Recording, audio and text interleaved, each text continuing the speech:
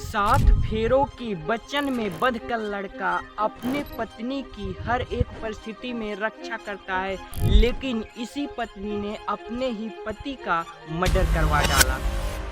हम बात कर रहे हैं इंदौर के रहने वाले राजा रघुवंशी की, जिनकी कुछ दिनों पहले एक लड़की सोनम से मुलाकात होती है। ये मुलाकात एक कॉलेज में होती है और ये मुलाकात धीरे धीरे प्यार के रूप में परिवर्तित हुई और फिर उन दोनों का एक दूसरे से विवाह हुआ।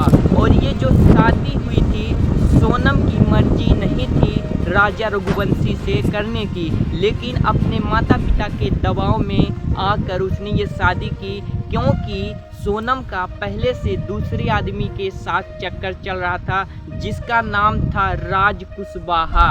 जी हाँ दोस्तों, ये जो राज कुशवाहा था, ये सोनम के पिता के फैक्ट्री में ही काम कर रहा था और ये एक दूसरे को बहुत अच्छे तरीके से जानते थे और एक दूसरे के बीच अफेयर चल रहा था। लेकिन राजा रघुवंशी को इसके बारे में कोई जानकारी नहीं थी, इसलिए उसने शादी की, अच्छे से शादी हुई। फिर वो हनीमून के लिए जाते हैं और हनीमून में एक ऐसा हादसा हुआ जो पूरी दुनिया को हिला कर रख दिया।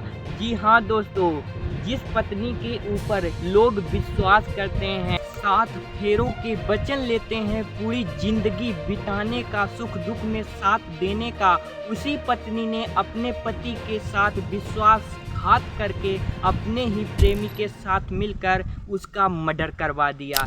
जी हाँ दोस्तों, इस लड़की का नाम है सोनम और पति का नाम था राजा रघुवंशी। यानी कि सोनम ने अपने प्रेमी राज कुशवाहा के साथ मिलकर अपने पति राजा रघुवंशी का मर्डर करवा दिया और उसका मर्डर करवाने के बाद उसकी जो लाश थी, उस लाश को उसने बहुत ही नीचे खाई में फेंकवा दिया, जिसकी भनक किसी को नहीं लगी कि मर्डर किस दिन हुआ, कितने बजे हुआ, कैसे हुआ, इसकी कोई जानकारी किसी को नहीं हुई।